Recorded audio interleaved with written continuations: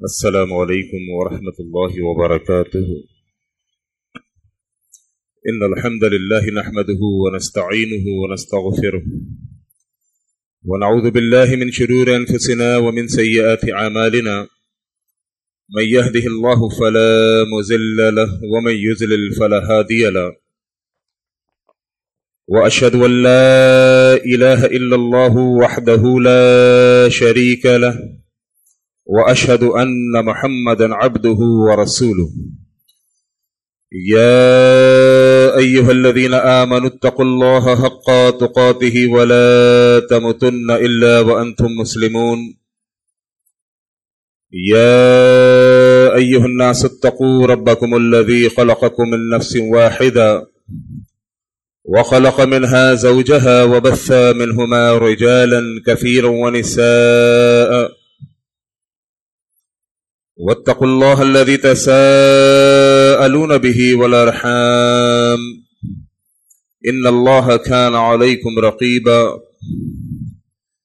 يا أيها الذين آمنوا اتقوا الله وقولوا قولا سديدا يصلح لكم أعمالكم ويغفر لكم ذنوبكم ومن يطع الله ورسوله فقد فاز فوزا عظيما أما بعد فإن خير الحديث كتاب الله وخير الهدي هدي محمد صلى الله عليه وسلم وشر الأمور محدثاتها وكل محدثة بدعة وكل بدعة ضلالة وكل ضلالة في النار. قال الله تعالى في القرآن المجيد والفرقان الحميد: أعوذ بالله السميع العليم من الشيطان الرجيم. يا أيها الذين آمنوا كتب عليكم الصيام كما كتب على الذين من قبلكم لعلكم تتقون. وقال النبي صلى الله عليه وسلم: من صام رمضان إيمانا واحتسابا غفر له ما تقدم من ذنبه. وقال النبي صلى الله عليه وسلم: من قام رمضان ایمانا واحتسابا غفر له ما تقدم من ذنبه. رب اشرح لي صدري ويسر لي امري واحلل عقدة من لساني يفقهوا قولي. اللهم صل على محمد وعلى آل محمد كما صليت على إبراهيم وعلى آل إبراهيم إنك حميد مجيد. اللهم بارك على محمد وعلى آل محمد كما باركت على إبراهيم وعلى آل إبراهيم إنك حميد مجيد. تمام قسم کی حمد و تعریفات، کبریائی اور بڑائی اللہ وحدہ لا شریک کے لیے ہے کہ جو تن تنہا اس پوری کائنات کا خالق اور مالک ہے۔ درود و سلام پیغمبر اسلام امام الانبیاء جناب محمد الرسول اللہ صلی اللہ علیہ وسلم پر کہ جن کے ذریعے سے ہدایت کا دین سارے عالم کے اندر پھیلا۔ ان تعریفی کلمات کے بعد میرے محترم بھائیوں، دوستوں، بزرگوں،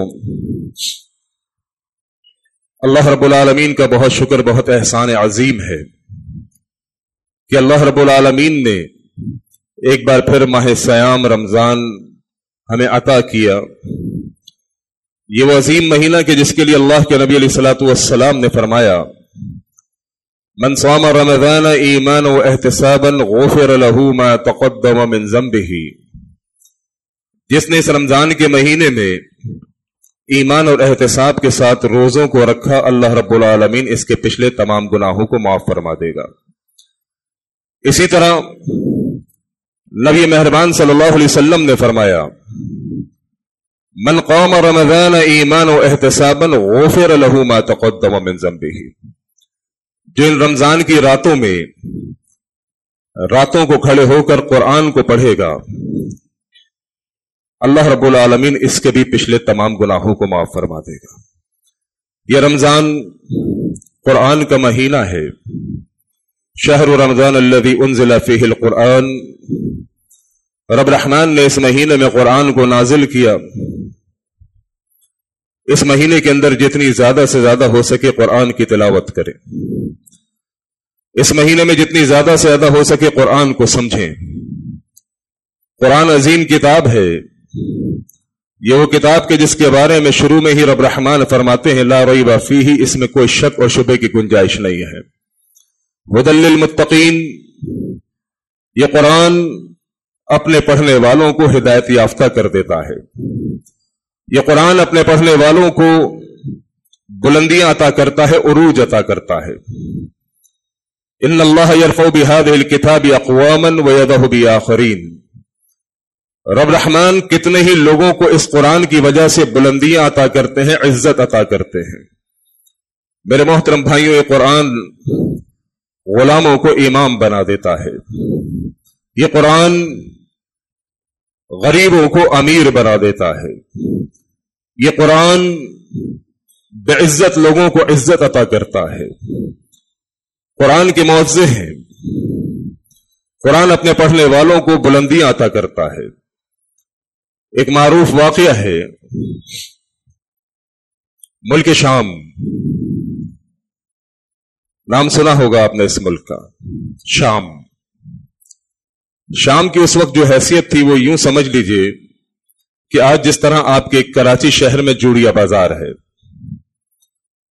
تجارتی مرکز، کاروباری مرکز، پورے شہر کراچی سے نہیں بلکہ پورے سندھ سے، پورے پنجاب اور پورے ملک سے لوگ کراچی میں جوڑیا بازار، بولٹن مارکیٹ، ان سب علاقوں میں خریداری کے لیے آتے ہیں۔ معروف علاقہ ہے، ہول سیل مارکیٹ ہے۔ اسی طرح سے اس وقت ملک شام ہوا کرتا تھا۔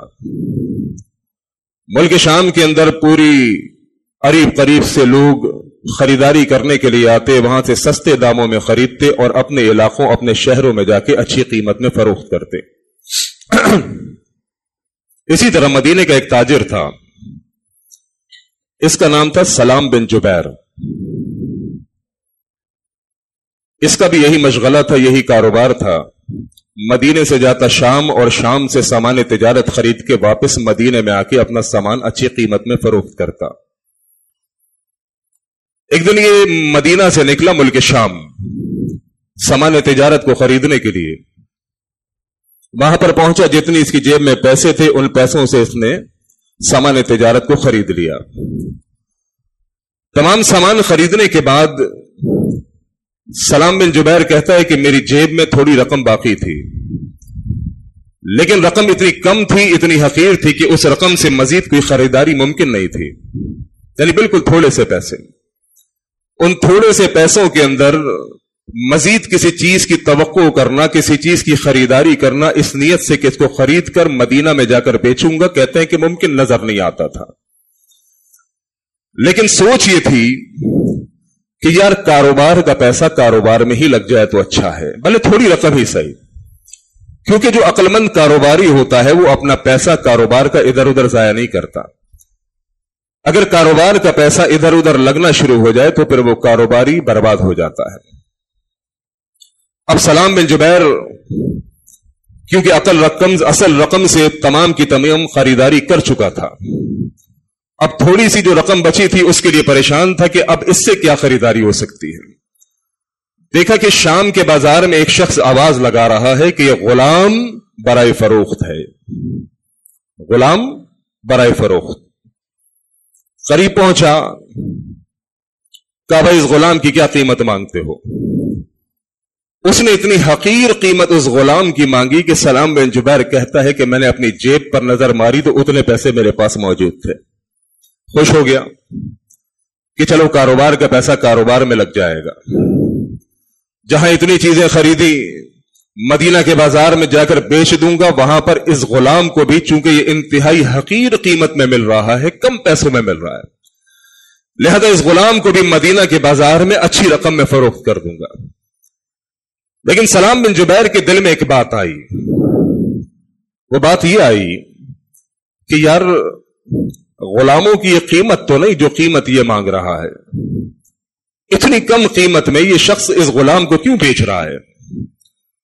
یہ سوال ذہن میں آیا اور اس تاجر سے سلام بن جبیر نے سوال کیا کہ حضور غلام کی اتنی کم قیمت تو نہیں ہوتی کہ جتنی کم قیمت آپ مانگ رہے ہیں، کیا وجہ ہے، اس کے پیچھے کیا فلسفہ ہے؟ یقین کیجئے بڑا سادہ زمانہ تھا، بڑے سادے لوگ تھے۔ آج کے دور میں تو اپنی خراب چیز کو بھی اچھی کہہ کر بیچ دیا جاتا ہے. اپنی جس چیز کے اندر ڈیفیکٹ ہوتا ہے، فالٹ ہوتا ہے، اس چیز کو بھی اس کے فالٹ کو چھپا کے بہترین رگڑ پالش کر کے مارکیٹ کے اندر فروخت کر دیا جاتا ہے. وہ سادے لوگ تھے.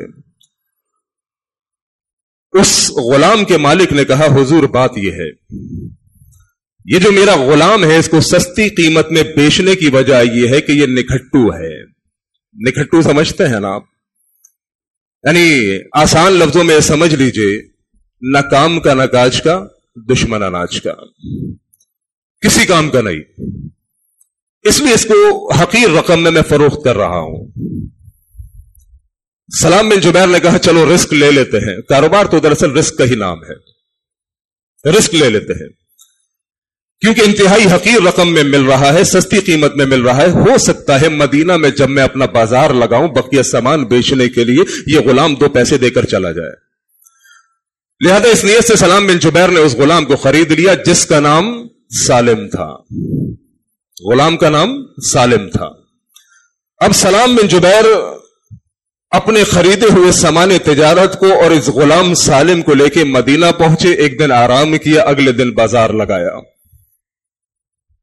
بازار کے اندر اپنی تمام چیزیں جو شام سے خریدی تھی سجا کے رکھ دی. غلام کو بھی کھڑا کر دیا.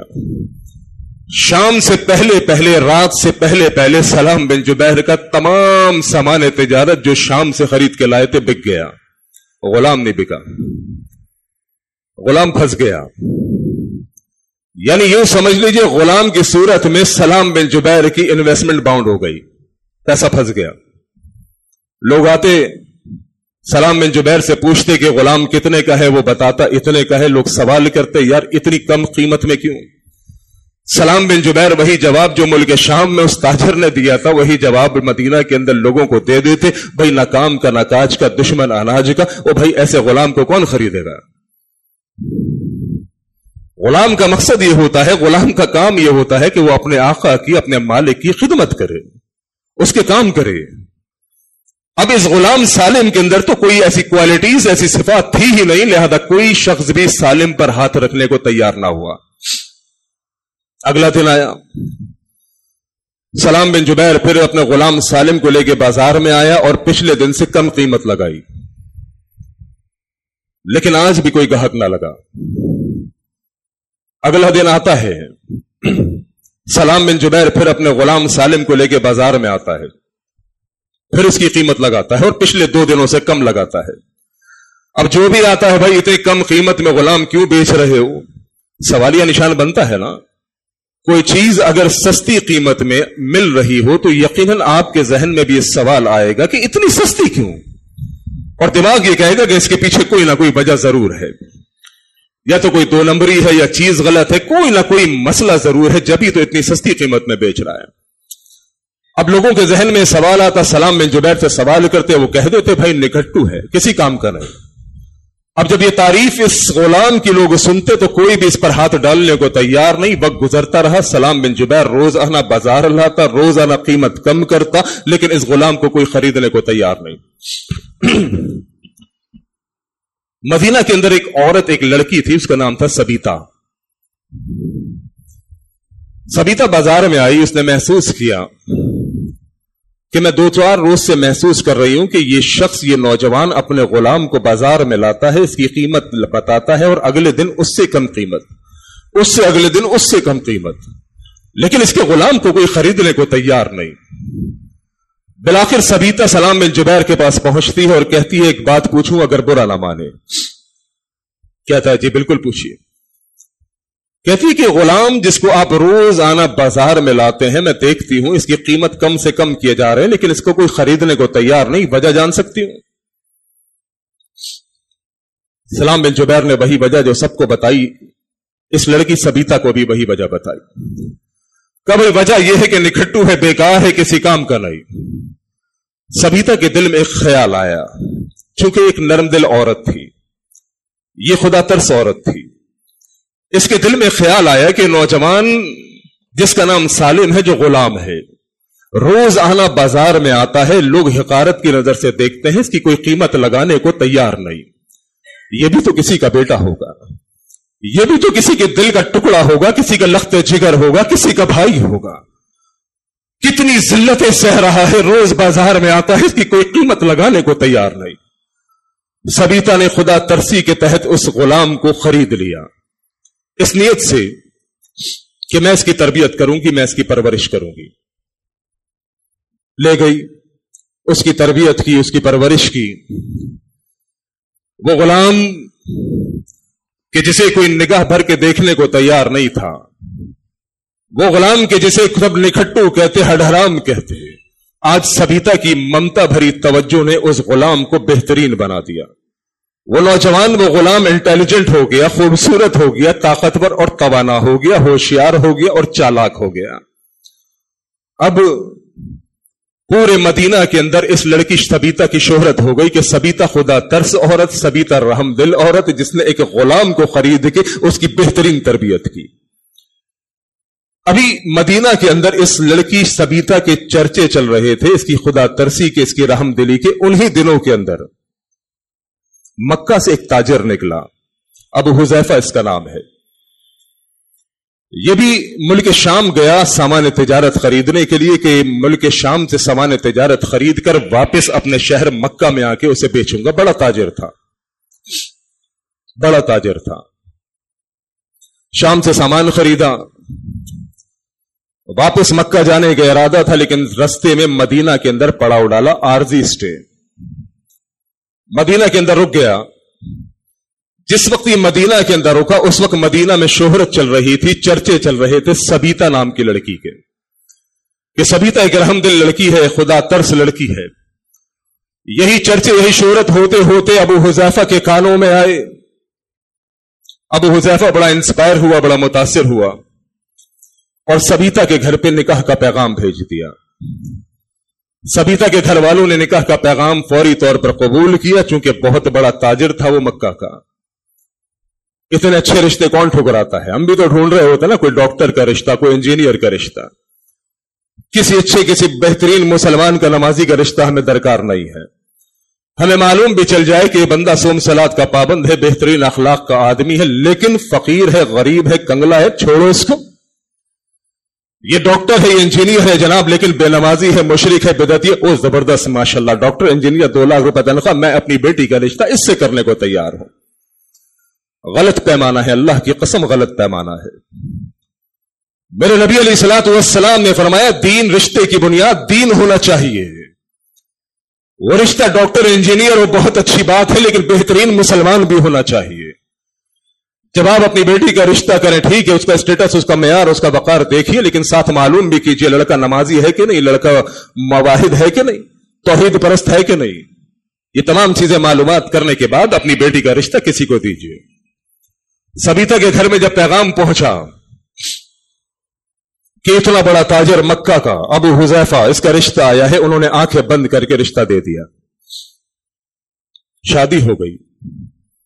شادی کے بعد ابو حذیفہ نے اپنی بیوی سبیتا کو ارادہ ظاہر کیا کہ میں اپنے شہر, اپنے وطن واپس جانا چاہتا ہوں, مکہ. وفادار بیوی تھی, جہاں شوہر رکھے وہاں جانے کو تیار.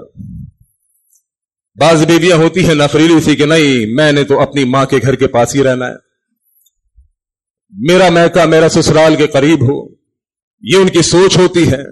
اور بعض ایسی ہوتی ہے کہ شوہر جہاں پر رکھے وہاں پر رہنے کو تیار, محل میں رکھے تب بھی الحمدللہ, جھوپڑی میں رکھے تب بھی الحمدللہ. یہ ہوتی ہے اللہ کی نیک بندیاں. سبیتا کو اس کے خاوند نے کہا کہ میں نے اپنے شہر مکہ واپس جانا ہے. سبیتا نے کہا حضور سرتاج میں بالکل تیار ہوں, آپ جب چاہیں مجھے لے جائیں. لیکن سبیتا نے خواہش کا اظہار کیا. سبیتا نے کہا دیکھیے میرا ایک غلام ہے جسے میں نے اپنے بچوں کی طرح پالا ہے, اس کا نام سالم ہے. میری خواہش فقط اتنی ہے کہ میں اپنے ساتھ اپنے غلام سالم کو بھی ساتھ آپ کے مکہ لے کر چلوں. ابو حذیفہ نے کہا مجھے کوئی اعتراض نہیں, آپ بالکل لے لیجئے. اب یہ دونوں میاں بیوی اور ان کا غلام مکہ منتقل ہو گئے. جب یہ ابو حذیفہ مکہ پہنچے, مکہ پہنچنے کے بعد ابو حذیفہ کے دماغ میں, دل میں ایک خیال آیا کہ یار شہر مکہ کے اندر میرا ایک دوست ہوتا تھا, شہر مکہ کے اندر میرا ایک دوست ہوتا تھا, ہمارا بڑا یارانہ تھا، بڑی گیدرنگ ہوا کرتی تھی، بڑی گپ شپ ہوا کرتی تھی، بڑی محفل لگتی تھی. کافی دنوں سے محسوس کر رہا ہوں کہ وہ دوست مجھ سے کچھ اکھڑا اکھڑا ہے، ہمارے درمیان کچھ فاصلہ آ چکا ہے. وہ پہلی والی سنگت نہیں، پہلی والی گیدرنگ نہیں، پہلی والی محفل نہیں. اس خیال کے آتے ہی ابو حذیفہ اپنے اس دوست کے پاس پہنچا، اور اس دوست کا نام معلوم ہے آپ کو کیا ہے؟ اس دوست کا نام عثمان غنی رضی اللہ تعالی عنہ ہے. عثمان بھی تاجر، ابو حذیفہ بھی تاجر. عثمان بھی بہت بڑے تاجر، ابو حذیفہ بھی بہت بڑے تاجر. ابو حذیفہ کے دماغ میں جیسے ہی یہ بات چلی کہ آج کل عثمان اور میرے درمیان پہلے والی قربت نہیں، پہلے والی محبت نہیں، کچھ فاصلہ ہو گیا ہے، لہذا وہ ابو حذیفہ عثمان کے دروازے پر پہنچا اور دستک دی. عثمان نکلے رضی اللہ تعالیٰ عنہ. ابو حذیفہ نے کہی اپنی بات دل کی. ابو حذیفہ نے کہا حضور بات یہ ہے، میں کافی دنوں سے محسوس کر رہا ہوں کہ میری آپ کی وہ پہلے والی انڈرسٹینڈنگ نہیں ہے. جیسے ہم پہلے بیٹھا کرتے تھے، ہماری گیدرنگ ہوتی تھی، گپ شپ ہوتی تھی، ماحول بنتا تھا، چائے ہوتی تھی، سنگت ہوتی تھی، وہ پہلے والا ماحول نہیں ہے. کیا میں اس کی وجہ جان سکتا ہوں؟ اللہ اکبر. میرے نبی کے صحابہ دلوں میں بغض، عداوت، کینہ، منافقت، حسد نہیں رکھتے تھے. آج یہاں تو اللہ کی قسم قدم سے قدم ہم ملاتے ہیں، دل سے دل نہیں ملاتے.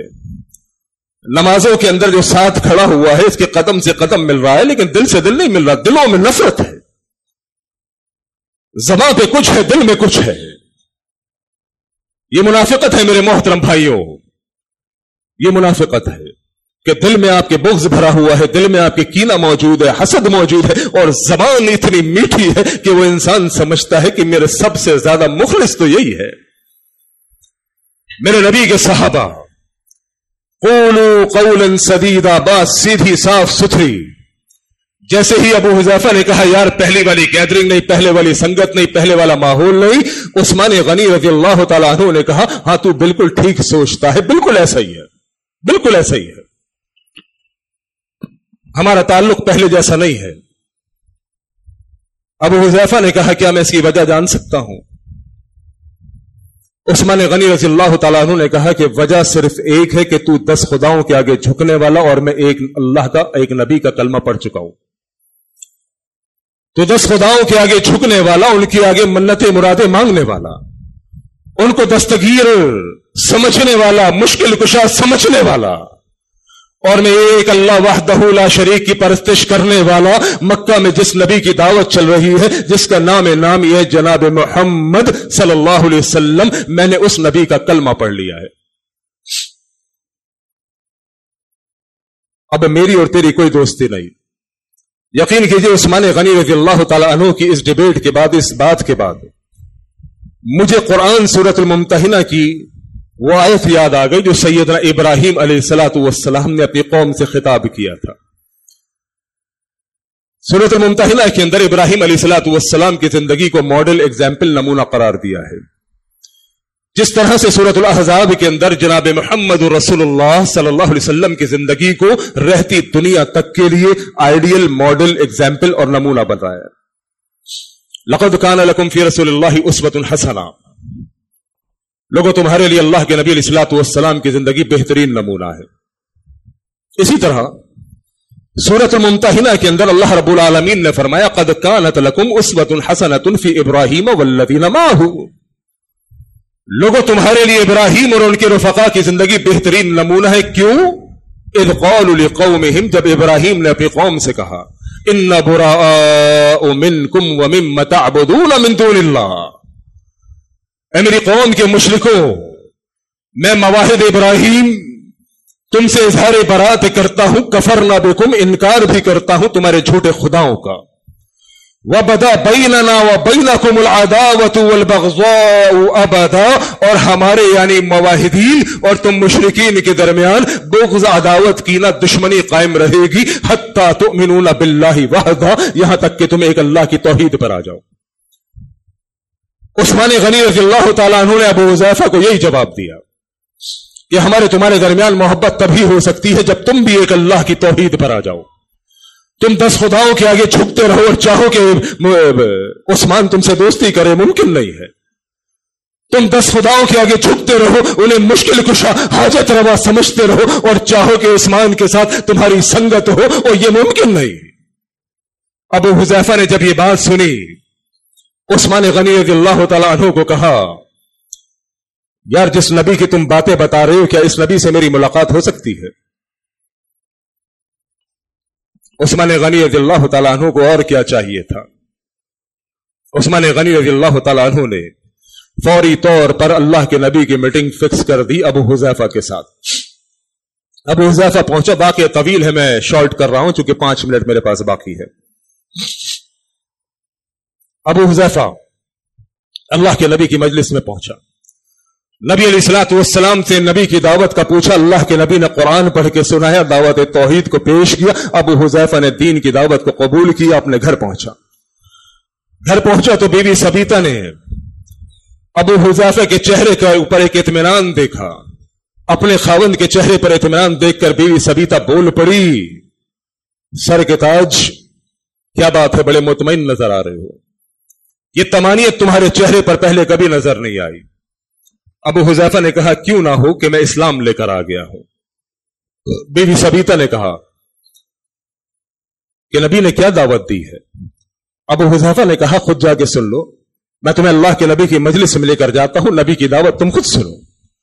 अपनी बीवी को लेकर अल्लाह के नबी की मजलिस में पहुंचा। बीवी सबीता ने जब अल्लाह के नबी की दावत सुनी, रब के कुरान को सुना, सबीता वहीं पर ईमान ले आई। दोनों मियां बीवी मुसलमान हो गए। अभी अल्लाह के नबी की गैदरिंग में आना जाना शुरू हो गया, अल्लाह के नबी की मजलिस में वाज़ो नसीहत सुनना शुरू हो गया। एक दिन नबी अलैहिस्सलातु वस्सलाम नसीहत फरमाते हुए कहने लगे कि लोगों, अपने गुलामों के मामले में अल्लाह से डरा करो, और 7 गुलामों को आजाद करने की फजीलत पर बयान किया। सबीता ने जब यह बयान सुना कि गुलामों को आजाद करने के ये अजर सवाब है, फौरन अपने गुलाम को आजाद करने की सोच ली। घर पहुंची, सालिम को बुलाया, कहा मैं अल्लाह के नबी की मजलिस से आई हूं। नबी अलैहिस्सलातु वस्सलाम ने वाज़ो नसीहत फरमाते हुए गुलामों को आजाद करने की फजीलत पर बात की। ए सालिम, मैं रब की रज़ा चाहती हूं, मैं जन्नत चाहती हूं, लिहाजा मैं तुझे आज से आजाद करती हूं। खबर तो खुशी की थी ना, एक बंदा पूरी जिंदगी गुलामी में रहा है, आज उसे आजादी की खबर सुनाई गई, आजादी की खुशखबरी सुनाई गई, लेकिन सालिम खुश होने के बजाय रोना शुरू हो गया। सबीता ने कहा, ये क्या बात है, मैंने तुझे गुलामी से आजाद किया, आज के बाद तू आजाद है, खुश होने के बजाय तू रोता है। कहने लगा, बात यह है, पूरी जिंदगी गुलामी का लेबल लगा रहा, गुलामी का धब्बा लगा रहा, यहां पर ना कोई बाप है, ना मां, ना बहन, ना बेटी, कोई भी तो नहीं, ना दोस्त, ना रिश्तेदार, मैं जाऊंगा कहां, मेरा बनेगा क्या। अबू हुज़ैफा जो ये बात सुन रहा था, अबू हुज़ैफा ने सालिम को कहा कि देखो, तू इस फिक्र से आजाद हो जा, आज से मैं तुझे अपना मुंह बोला बेटा बना लेता हूं। ये शुरू इस्लाम की बात है, सूरतुल अहज़ाब के जो कवायद मुंह बोले बेटे के हैं वो बात की है। अबू हुज़ैफा ने कहा कि आज से मैं तुझे अपना बेटा बना लेता हूं। सीधा अल्लाह के नबी की मजलिस में लेकर पहुंचा। अल्लाह के नबी, आज से सालिम आपकी खिदमत में। नबी अलैहिस्सलातु वस्सलाम ने सालिम को कहा कि मेरी खिदमत सिर्फ इतनी है कि तूने सिर्फ कुरान को पढ़ना है, तूने सिर्फ कुरान को याद करना है, तूने कुरान से मसाइल को समझना है, सिर्फ इतना तेरा काम है, यही तेरी ड्यूटी है कि बस कुरान। सालिम ने कुरान को पढ़ना शुरू किया, कुरान को सीखना शुरू किया, कुरान को याद करना शुरू किया। वक्त गुजरता रहा, सालिम कुरान का बेहतरीन हाफिज बन गया, कुरान का बेहतरीन आलिम बन गया। इस्लाम की तबलीग का सिलसिला भी चलता रहा, लोग इस्लाम के अंदर दाखिल होते रहे। एक कबीला अल्लाह के नबी के पास आया, अल्लाह के नबी, हमें अपनी कौम के लिए इमाम चाहिए। मेरे नबी अलैहिस्सलातु वस्सलाम ने सालिम का इंतखाब किया उस कौम की इमामत करने के लिए। मेरे मोहतरम भाइयों, याद रखिए, ये वही सालिम के जिसे शाम के बाजार में कोई खरीदने को तैयार नहीं था। अल्लाह की कसम, ये वही गुलाम कि मदीना के बाजार के अंदर सलाम बिन जुबैर रोज सालिम को लेकर आया करते, रोज कीमत को घटाया करते, लेकिन इस गुलाम को कोई खरीदने को तैयार नहीं। आज यही गुलाम कुरान को सीखने के बाद, कुरान को याद करने के बाद इस मुसल्ले पर खड़ा हुआ, मिंबर व मेहराब का वारिस बना, लोगों का इमाम बना। अल्लाहु अकबर। ये कुरान, जो इस कुरान की कदर करेगा, जो इस कुरान को याद करेगा, मेरे मोहतरम भाइयों, कुरान गुलामों को इमाम बनाया करता है, बड़े बड़े बादशाहों को इमामों के कदमों में गिराया करता है। वक्त खत्म हो गया, बस बताना इतना चाहता था कि मेरे मोहतरम भाइयों, इन्नल्लाह यरफ़उ बिहादिहिल किताबि अक़वामन, ये किताब अपने पढ़ने वालों को, अपने याद करने वालों को, मेरे मोहतरम भाइयों, मुसलमानों का इमाम बना देती है, बादशाह बना देती है। लिहाजा कुरान का महीना है रमजान, इस महीने में कुरान को याद भी कीजिए, इस महीने में कुरान की तिलावत भी कीजिए। और साथ में एक बात, सिर्फ टाइम पूरा हो गया, फकत 1 मिनट आपका लूंगा। एक बात, बहुत सारे लोगों को देखा गया है रमजान में तरावी होती है, तरावी में आते हैं, बहुत अच्छी बात है। मैंने अल्लाह के नबी का फरमान सुनाया, मन क़ाम रमज़ान ईमान व एहतिसाबन गुफ़िर लहू मा तक़द्दम मिन ज़ंबिही। जो रमजान में तरावी पढ़ेगा, क़याम करेगा, अल्लाह इसके पिछले तमाम गुनाहों को माफ करेगा। लेकिन खुद अपनी जहन से कोई काम नहीं करना, हमने उतना ही करना है जितना अल्लाह के नबी सिखा कर गए, बता कर गए। मा आताकुम रसूल फ़ख़ुज़ूहु व मा नहाकुम अन्हु फ़ंतहू। जो तालीम नबी ने दे दी, बस उस पर अमल कीजिए। नबी ने इमाम के पीछे खड़े होकर कुरान को सुनने का हुक्म दिया है, कुरान को दुरुस्त करने का नहीं। बात आ रही समझ में कि नहीं? बहुत सारे लोगों को देखा है, मर्दों में भी खवातीन में भी, इमाम के पीछे खड़े हैं और कुरान हाथ में है। वो भाई ये क्यों है? कहते हैं कि जनाब हम अपनी इस्लाह कर रहे हैं, जेर जबर ठीक कर रहे हैं, अदायगी को ठीक। ओ बाबा, उसके लिए कारी कुरान लगा, उसके लिए कोई घर पे टीचर लगाइए। इमाम के पीछे कुरान को खामोशी से सुनिए, पूरी अटेंशन, पूरी तवज्जो के साथ सुनिए। यह वक्त कुरान को ठीक करने का नहीं, कुरान को समझने का है, कुरान को सुनने का है। ठीक करने के लिए अपने कुरान को, अपनी तजवीद को, अपनी अदायगी को घर पे कारी लगाइए। अल्लाह करीम कहने सुनने से ज्यादा अमल की तौफीक अता फरमाए। व आखिर दावाना अनिल हम्दुलिल्लाहि रब्बिल आलमीन।